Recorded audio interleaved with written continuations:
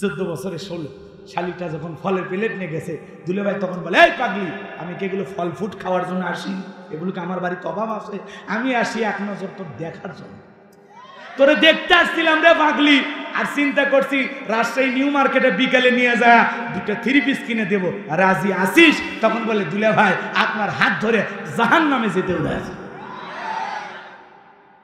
এইবার দুলে ভাইয়ের মোটর সাইকেলে উঠে, ভালো করে বোঝেন, বড় আপার স্বামী মাঝখানে ভ্যানিটি ব্যাগ একটু ফাঁকা রাখছে, ভদ্রতা দেখাইছে।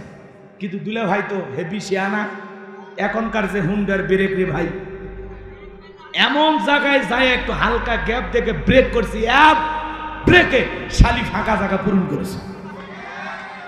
এই জন্য খবরদার, দেবর আর দুলে ভাইয়ের মোটর সাইকেলে চড়া যাবে। মা বোনেরা খুব বেজার হয়েছে, আপনাদের আমল কম, দাম বেশি। 4টি আমলে 8টা জান্নাতের দরজা খোলা। 1 নাম্বার হলো 5 ওয়াক্ত সালাত। 2 নাম্বার কথা কোন রমজান মাসে রোজা সিয়াম পালন করতে হবে। 3 নাম্বার ফরজ খান মানতে হবে। আর 4 নাম্বার স্বামীর খেদমত করতে হবে। স্বামী থাকলে খেদমত, না থাকলে তো কথাই নেই। কষ্ট হচ্ছে আপনাদের? মা বোনরা, এই 4টে আমল করলে 8টা জান্নাতের দরজা আপনাদের জন্য খোলা। যে কোনো জান্নাতের দরজা দিয়া জান্নাতে প্রবেশ করতে পারবেন। আল্লাহ আমার মা বোনদের বোঝার তৌফিক দান করুন। জোরে বলুন আমিন। আরেকটু জোরে বলুন আমিন। কিন্তু মা বোনেরা নামাজ পড়ে না। জোহরের নামাজ পড়ে আসরের সময়, আসর পরে মাগরিবের সময়, আর মাগরিবের সময় হাঁসের বাচ্চা মুরগির বাচ্চা খুঁজবার যায়, মাগরিব নাই। আর এশার সময় সিরিয়ালের নেশায় পড়ে যায়। স্টার জলসা জি বাংলা ধ্বংস করছে সোনার বাংলা। বুঝেন না? আপনাদের এলাকা অবশ্য সিরিয়াল নাই, টিভি নাই, টেলিভিশন আছে। ওই এলাকায় টেলিভিশন কম, মার হাবা। হ্যাঁ, এখন ডিজিটাল স্মার্ট টেলিভিশন, খালি টাচ করলে আসে। কি সিস্টেম! বা বেশি সিস্টেমে বেশি ধরা খাইবা, ভালো হয়ে যা। আল্লাহ বোঝার তৌফিক দান করো। জোরে বলেন আমিন। আর কষ্ট দেব না বাজান গো আমার, অনেক কথা বলা যায়, বলার সময় নাই। মা বোনের নামাজ পড়ে না, রোজা ধরলে ছাড়ে না। মা বোনেরা না খেয়ে থাকতে খুব পারদর্শী, কারণ মাঝে মাঝে আপনার সাথে রাগ করে 3 দিন ভাত খায়। যদি বলে সকিনা ভাত খাও, তুমি খাও। সকালবেলা কি জোরে মারছে, এখন আবার আদর করে বলে খাও মনা, তোমার আদর লাগবে না। এরকম করে কিনা? এই জন্য ওরা রোজার কথা শোনে। ইমামক বলে, হুজুর এই মাসে কোনো নফল রোজা আছে নাকি? না খেয়ে থাকতে পারে মহিলারা, কথা কোন ঠিক কিনা? রোজা ছাড়ে না, কিন্তু পর্দা ঠিক মতো করবে চায় না। জানালার পর্দা ঠিক আছে, দরজার পর্দা ঠিক আছে, রান্নাঘরের পর্দা ঠিক আছে, কিন্তু নিজের দেহের সৌন্দর্যটা ঢেকে রাখতে চায় না। ওটা মনে করে পাবলিসিটি করার জন্য, মানুষ দেখুক আমি যে একটা দানা কাটা পরি, মানুষ দেখুক। এটা হলো বোকা পাগলি। তোমার সৌন্দর্য দেখবে তোমার স্বামী, তোমার সৌন্দর্য মানুষকে কেন দেখাচ্ছে? কথা কয় না? মা বোন যারা বসে আছেন, মা উল্টা পাল্টা বুঝবেন না। আমি তো আপনাদেরই সন্তান, আমি তো আপনাদের ভালো চাই। আপনারা জান্নাতি হয়ে মারা যান, এটা আমি চাই। আপনারা ফরজ পর্দা মেনে আল্লাহর পছন্দের বান্দি হন, এটা আমার চাওয়া। কথা কেন? হযরতে ফাতেমা রাসূলের বাড়িতে গেলেন, দরজায় নক করলেন, নবীজি দরজা খুলে দিলেন। তাকায় দেখেন আমার নবীর চোখ দিয়ে পানি পড়ে দাড়ি ভিজে যাচ্ছে। হযরতে ফাতেমা জিজ্ঞাসা করলেন, বাবা ঘরের দরজা বন্ধ করে একা একা কান্না করেন, কারণটা কি? আমার মা খাদিজার কথা ভেবে কি কান্না করেন? চাচা আবু তালিব বড় ভালোবাসতো, তার কথা ভেবে কি কান্না করেন? আমার নবী ডেকে বলে, ও মা ফাতেমা, আমি আমার প্রিয়তমা স্ত্রী খাদিজার কথা মনে করে কান্দি না। আমার চাচা আবু তালিব বড় মোহাব্বত করতে ভালোবাসতো, এই জন্য আমি কান্না করি না। আমি কান্না করি কারণ হলো মা, আমাকে যখন মেরাজ করতে নিয়ে যাওয়া হলো মা, জিবরাইল যখন আমাকে ঘুরাইয়া জান্নাতটা দেখাইলো, জান্নাতটা দেখার পরে দিলটা খুশি হয়ে গেল। জান্নাত আল্লাহ তাআলা এত নিয়ামত দিয়ে সাজাইছে, জান্নাত দেখে দিলটা ভরে গেল, জান্নাত দেখে হইলাম খুশি।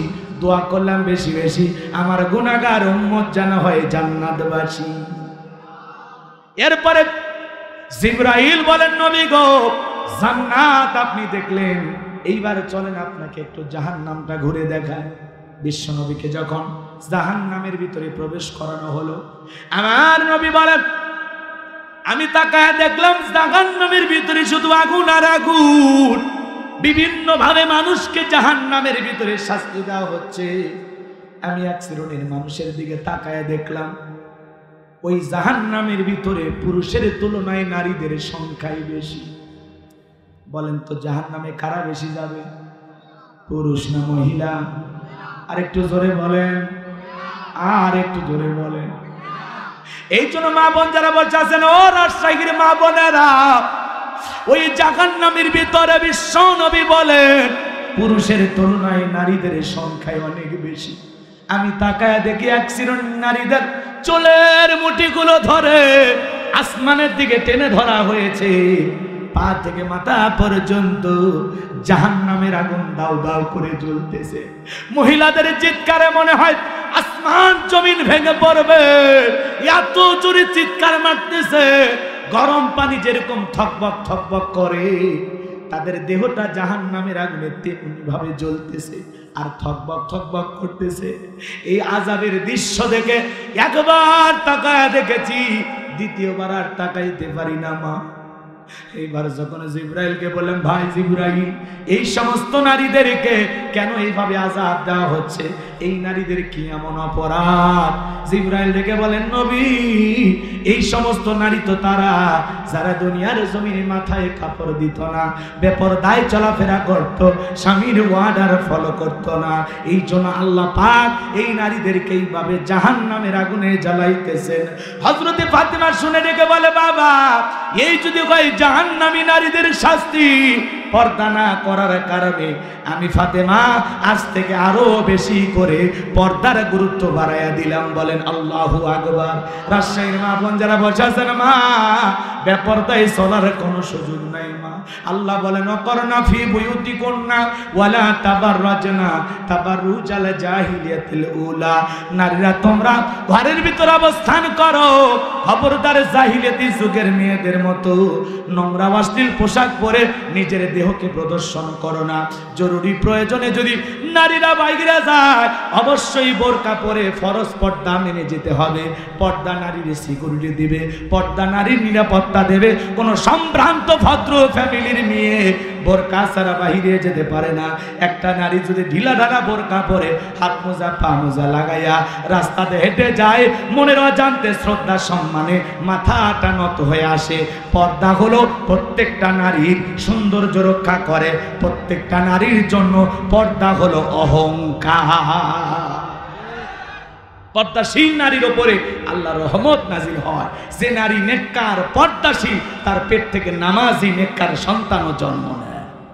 আর যে পেট ফুট সব দেখায়, ওর পেট থেকে বেনামাজি উল্টা পাল্টা মতু পাতলুর জন্ম হয়। নামাজ পড়বে চায় না। মা নামাজি, ছেলেও নামাজি। মা কোরআন পড়ে, ছেলেও কোরআন পড়বে। কথা বলে না। মায়ের আগে ভালো হওয়া লাগবে। ক্ষেত ভালো তো ফসল ভালো, মা ভালো তো সন্তান ভালো। আমাকে একটা শিক্ষিত মা দাও, আমি একটা শিক্ষিত জাতি উপহার দেব। আল্লাহু আকবার বলেন। ঘরের স্ত্রী ভালো হওয়া দরকার আছে না? নাই না, থাক, আর কষ্ট দেই না বাবা, অনেক রাত হয়েছে, কত কথা বলবো। এদিক শোনেন, শেষ পয়েন্টটা বলে দিয়েছে, কষ্ট হচ্ছে না? ওলীদ বিন মুগীরার মা তখন বলতেছে, বাবা, বাড়ির আশেপাশে কে ঘুরতেছে?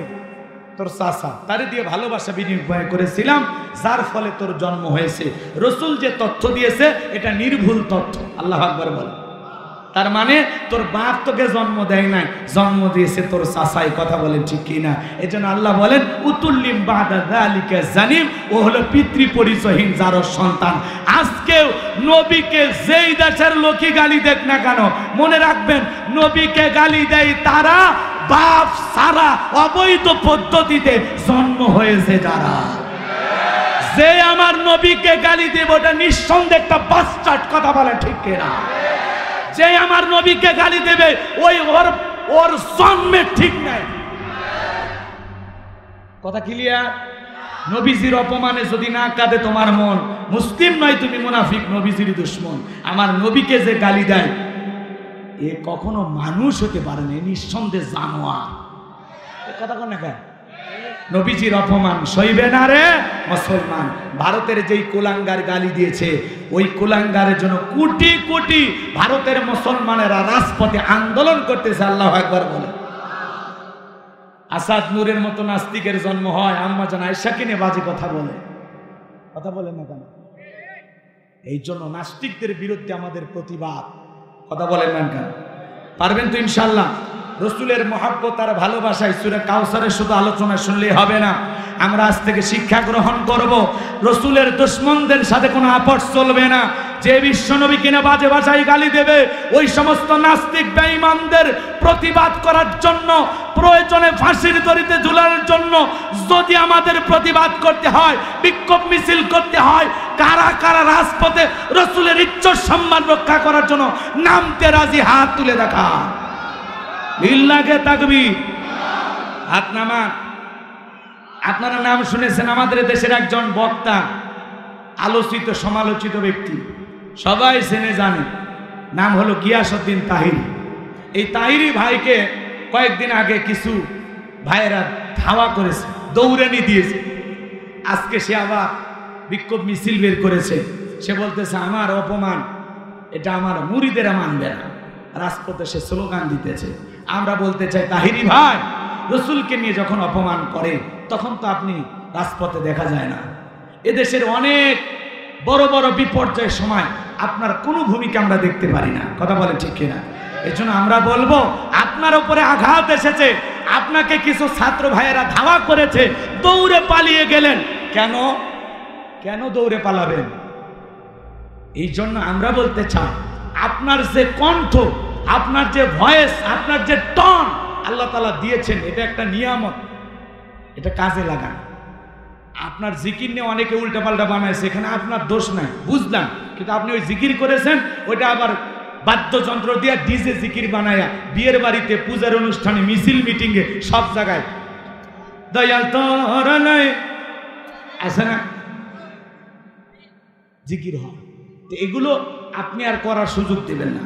আপনার জন্য আমরা দোয়া করি। কথা বলে ঠিক কি না? আমাদের গিয়াসউদ্দিন তাহিরি ভাইয়ের ওপরে যে হামলা হতে চেয়েছিল, ছেলেপেলেকে ধাওয়া করেছে, ভয়ে বেচারা পালিয়ে গেছে। আবার কিছু মুরিদদেরকে নিয়ে আজকে আবার রাজপথে আন্দোলন করতেছে। আমরা বলতে চাই আপনি একটু হক কথা বলবেন, সঠিক কথা বলবেন, উল্টাপাল্টা জিকির করবেন না। আসে জিকিরের নামে লাফালাফি, অনেক জায়গায় মনে করেন নিজের নামে গান গায়। কথা কি বোঝেন না? কয় তোমায় ডাক দিলে তাহিরির দিকে চাইও রে হে দয়াল রে।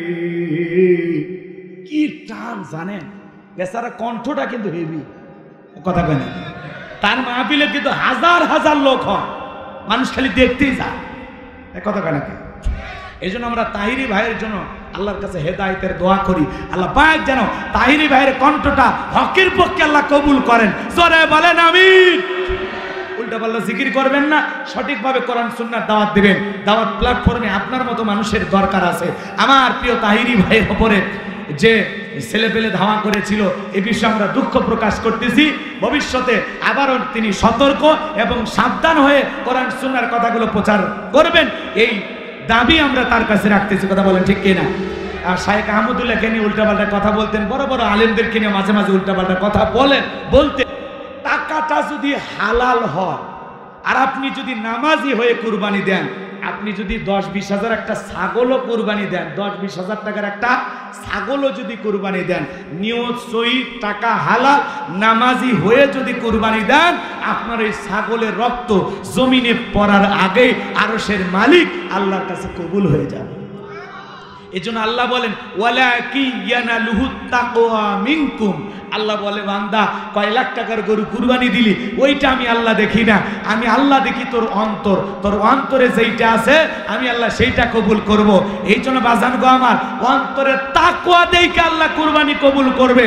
তাহলে আমাদের নিয়ত সহি হওয়ার দরকার আছে না নাই?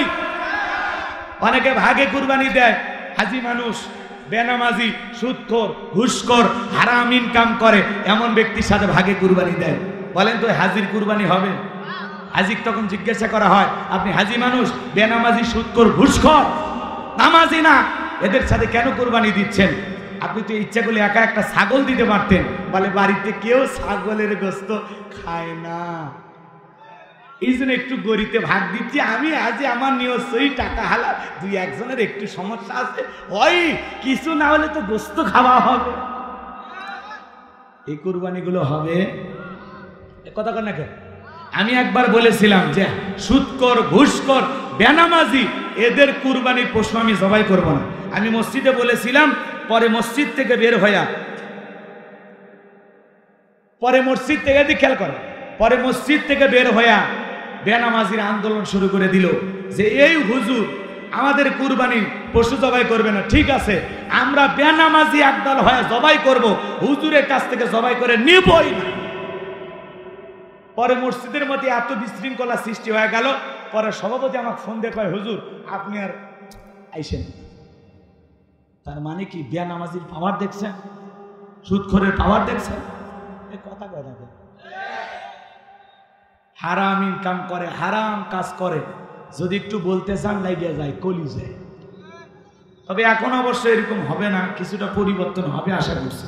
কারণ এদেশের হক কথা একসময় বলা যায় না। অধিকাংশ মসজিদ কমিটির সভাপতি, সেক্রেটারি সুদখোর, ঘুষখোর, হারামখোর, কথা বলেন না কেন?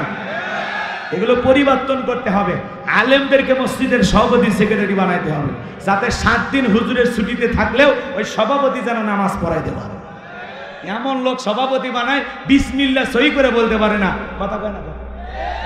ও সভাপতি ও আসে হুজুরদের ভুল ধরে, মাতবাড়ি করে, এত লম্বা সুরে ধরেন, মোনাজাত কেন করেন, এ হইছে সে হইছে, বিরাট বড় মুক্তি, কথা কয় না।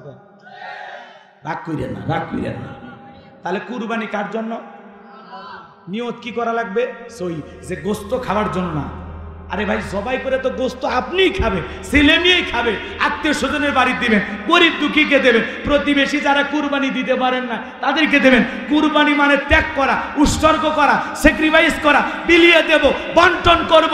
যত বেশি স্যাক্রিফাইস করবেন তত বেশি আল্লাহ খুশি হবে। আর আমরা খালি ফিরিজ বুক, ফিরিজ বুক। আরে ভাই আপনি ধনী, আল্লাহ টাকা দিয়েছে, সামর্থ্য দিয়েছে, চাইলে 10 দিন পর আবার 10 কেজি কিনতে পারবেন। কত গরিবের বাড়িতে 2 টুকরা পৌঁছায় নাই, আর আপনি ধনী ফ্রিজ ভরে বসে আছেন আর বলে পর্যাপ্ত পরিমাণ সময় ফ্রিজে গোশত রেখে খাওয়া যায়। কুরবানি মানে কি বোঝে? কুরবানি মানে কি? ত্যাগ করা, উৎসর্গ করা, বিলিয়ে দেয়া, মানুষকে বন্টন করতে হবে। এর মধ্যে তৃপ্তি খোঁজা লাগবে, মানুষকে খাওয়াইয়া খুশি হওয়া লাগবে, জমাইয়া না। বেটা জমাবা তো, দিয়ে তুই যা আছে ফ্রিজে রাখো, 2 মাস 1 মাস 6 মাস আগে খাও, সমস্যা কি? কিন্তু প্রতিবেশীর বাড়িতে 1 টুকরা পৌঁছাইল না আর আপনি ফ্রিজে রাখছেন, আল্লাহ দেখেনি। এই জন্য কুরবানি দাতা যারা আছে একটু মনটা বড় করবেন, বড় করে কুরবানি দেবেন যে আমি আল্লাহর জন্য দিচ্ছি। আমি যে 2-4 টুকরা খাইতে পারছি আলহামদুলিল্লাহ, কথা কয় না কেন? নিয়ত পরিষ্কার রাখবেন। অনেকে কুরবানি ছেলে মেয়ে আত্মীয় স্বজন দেওয়ার জন্য সেইভাবে জমায় রাখেন, মানে এমন ভাব দেখে মানে আসমান থেকে বিকেলে ফেরেশতা এসে বলবে গোশত তোল আমরা নিয়ে যাব। তা তো করবে না, আপনি খাবেন। আগে খাওয়ার নিয়ত না, উদ্দেশ্য আল্লাহকে খুশি করা।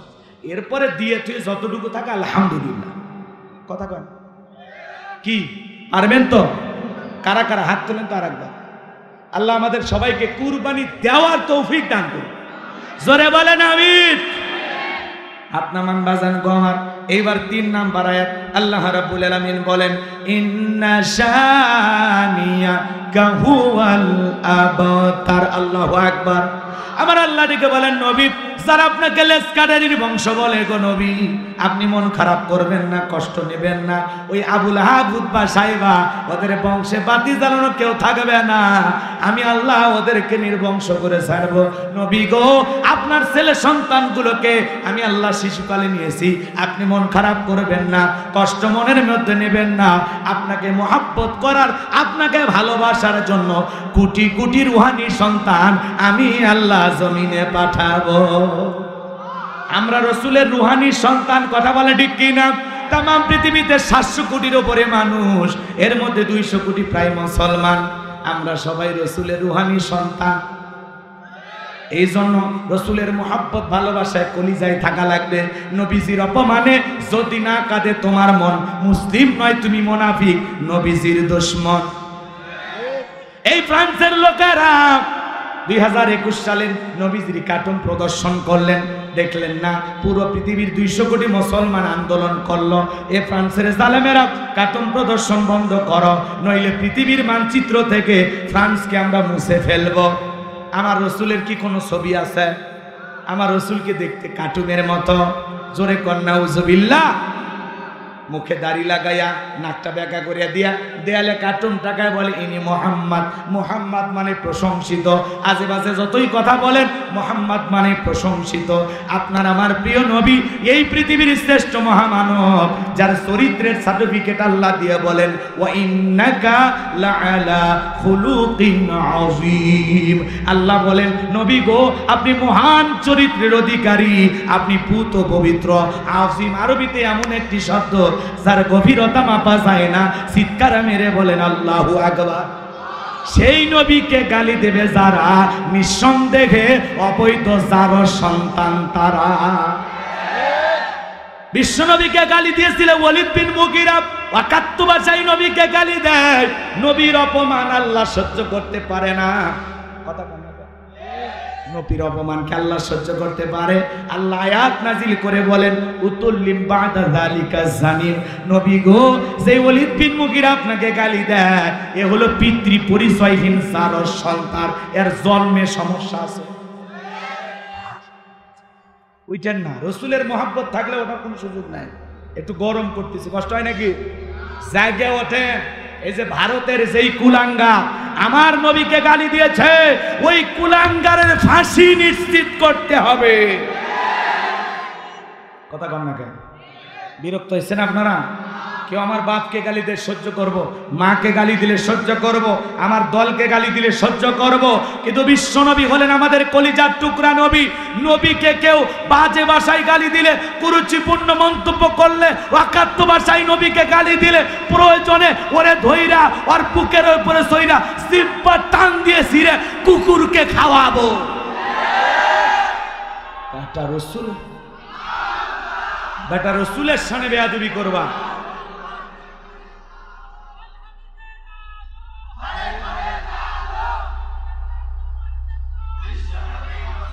সেই নবীর চরিত্রের সার্টিফিকেট আল্লাহ দিয়েছেন, যেই রসুল 63 বছরের জিন্দেগিতে একটি মিথ্যা কথা বলেননি, একটা জায়গায় কলম ধরবেন এমন কোনো দাগ নাই, আমানতের খিয়ানত করেন নাই, কাফিরদের আমানত সংরক্ষণ রাখতেন মুহাম্মদ রাসূলুল্লাহ সাল্লাল্লাহু আলাইহি ওয়াসাল্লাম। মানবতার মুক্তির দূত। কথা বলেন না কেন? আপনার আমার শাফায়াতের কান্ডা মুহাম্মদ রাসূলুল্লাহ সাল্লাল্লাহু আলাইহি ওয়াসাল্লাম। কেমন নবী, কেমন নবী! কয়টা গুণের কথা বলবো, বলে শেষ করা যাবে না। আল্লাহ সুযোগ দিলে ভবিষ্যতে কোথাও আসলে আবারও দেখা হবে ইনশাআল্লাহ। আমি যে কথা বলতে চাচ্ছিলাম, ওয়ালিদ বিন মুগিরা আরবের মানুষ, বিশ্বনবী যখন তিলাওয়াত করেছেন উতুল্লিম বাদা যালিকা জানিম, এটা শোনার সাথে সাথে ওয়ালিদ বিন মুগিরা বলতেছে রাসূল আপনি কি বলেন, আমার জন্মের সমস্যা, আপনি এত বড় কথা আমাকে বললেন, ঠিক আছে আপনি থাকেন, আমি আমার মায়ের কাছে যাব। ছেলেটা বৈধ না অবৈধ জানে কে? ফ্যাক্টরির মালিক। এইবার তার মায়ের নাম ছিল ঝর্ণা। যা বলে মা করবি না কোনো তালবাহানা, বিশ্বনবী মুহাম্মদ রাসূলুল্লাহ সাল্লাল্লাহু আলাইহি সাল্লাম আমাকে বলেছেন উতুল্লিম বাদা যালিকা জানিম, আমি নাকি পিতৃ পরিচয়হীন সারস সন্তান। ওয়ালিদ বিন মুগিরার মা তখন মনে মনে ভাবতেছে এত গোপন তত্ত্ব নবী জানলো কেমনে? নবী তো জানতেন না, নবীকে জানিয়ে দিয়েছেন তিনি কে? আর একটু জোরে বলেন কে? জমিনে কোন বান্দা বান্দি কি করে আরশের মালিক দেখে না? দেখে না? যুবক রে, তুমি কি মনে করো জঙ্গল প্রেম করার জন্য মঙ্গল?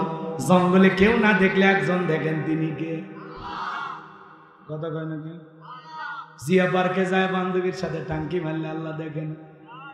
বিশ্ববিদ্যালয়ের ক্যাম্পাসে বসে থাকলে দেখে না?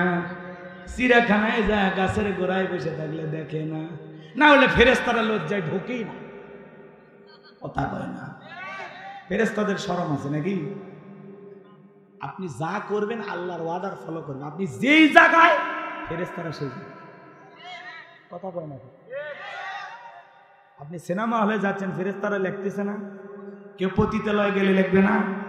না কবে না থাকে খারাপ জায়গায় লেখারই দরকার নাই, ও যা করে করুক, আমি পালাইলাম। এরকম ফেরেশতারা মনে করছেন আপনার প্রত্যেকটা কথা রেকর্ড করতেছে। মা ইয়ালফিজু মিন কাউলিন ইল্লা লাদাইহি রাকিবুন আতীদ। বান্দা এমন কোন কর্মকাণ্ড, এমন কোন কাজ করে না যা রেকর্ড করার জন্য আমার ফেরেশতারা। এই যে জায়গায় বসে আছেন ফেরেশতারা দেখতেছে না? দেখতেছে না? আবার এই জায়গা বাদ দিয়ে যারা জিলেপি পট্টি, চুরি পট্টি, মহিলা প্যান্ডেলে ইয়েতিমের মতো ঘুরতেছে, আল্লাহ ওদেরই দেখে না? খারাপ লাগতেছে। ওয়ালিদ বিন মুগিরার মা বলতেছে, বাবা রে বয়স হয়ে গেছে, মিথ্যা কথা বলবো না, আমার একটা কবরে চলে গেছে, যা বলবো আমি সত্য বলবো। ডেকে বলে, বাবা রে তোর বাবা ব্যবসা বাণিজ্যের কাছে এতটাই ব্যস্ত থাকতো, তোর বাবার টাকা চেনে, তোর মায়ের মন বোঝে না। সারাদিন ব্যবসা বাণিজ্যে ব্যস্ত থাকতো, আমাকে সময় দিত না। আমার যৌবনের সোনালী দিনগুলো চলে যায়, বাড়ির আশেপাশে তোর চাচা ঘুরঘুর করতেছে। দেখবেন ভাই যখন বিদেশে থাকে, এলাকায় দেবরের আমদানি কমে না বাড়ে, ওরা স্লোগান দেয়, ভাবি ভাইয়া তোমার বর, আমি যে দেবর, ভেবে দেখো ভাবি কার কত দাবি, ভাই গেছে মালয়েশিয়ায়, আমি তো দেশে আছি। আছে না? না কি দুষ্ট মা বোন যারা বসে আছে না, মা দুইটা পুরুষ হইতে দূরত্ব বজায় রাখবেন, সাবধান থাকবেন। এক নাম্বার হলো দেবর, আর দুই নাম্বার হলো দুলা ভাই। এরা হলো মৃত্যু তুল্য, বিষাক্ত সাপের চাইতেও ভয়ঙ্কর। কথা জানো? এই দেশে কত ইতিহাস ঘটতেছে, দেবরের সাথে ভাবি পালায় গেছে, কথা কয় না? দুলা ভাইয়ের সাথে শালি পালায় গেছে, ভাতিজাকে নিয়ে শাশি উধাও, বাকিনাকে নিয়ে মামি নাই। অবশ্য রাজশাহী তেলে জীবনীও হয়নি। কি পরিবর্তন হওয়ার দরকার আছে? যুবক পরিবর্তন হয়ে যাও, তোমাদেরকে পরিবর্তন করতে হবে। আমাদের দেশের একজন ইসলামিক স্কলার, দিনের দেয় আমাদের প্রিয় ভাই ডক্টর মিজানুর রহমান আজহারি বাংলাদেশে এসেছেন। আলহামদুলিল্লাহ, আলহামদুলিল্লাহ। তিনি 2-4 দিনের মধ্যেই কোথাও না কোথাও কোরআনের তাফসীর মাহফিল শুরু করবেন। আমার বিশ্বাস যেদিন প্রথম মাহফিল, সেই মাহফিলে মনে হয় শ্রোতাদের জায়গা দেওয়া সম্ভব হবে না। এদেশের মানুষ, এদেশের যুবকেরা ডক্টর মিজানুর রহমান আজহারি ভাইকে কলিজা দিয়ে মোহাব্বত করে, কথা বলে ঠিক কিনা? যারা তার বিরোধিতা করেছিল হেরে গেছে, ওদের হিংসা জিতে গেছে যুবকদের ভালোবাসা। আল্লাহু আকবার। 4.5 বছর ষড়যন্ত্র করে দেশের বাইরে রেখেছিল, যারা ষড়যন্ত্রকারী ওরা পালিয়েছে, আর যাদের বিরুদ্ধে ষড়যন্ত্র করা হয়েছে ওরা এখন বুক খুলে ঘুরতেছে। কথা বলে না, পালাবো না, ওরাই পালায়, আলেমেরা পালায় না। কথা কন, আলেমদের ফাঁসি দিয়ে মারছে, ইসলামী আন্দোলনের কর্মীদের উপরে মামলার উপরে মামলা দিয়া হাজিরা দিতে দিতে পায়ের স্যান্ডেল ক্ষয়, তারপরেও তারা পালাই নাই। যারা দেশটাকে লুটপাট করে খেয়েছে, দেশের টাকা বিদেশে পাচার করেছে, 11 লক্ষ কোটি টাকা দুর্নীতি করেছে, ওরাই পালিয়েছে।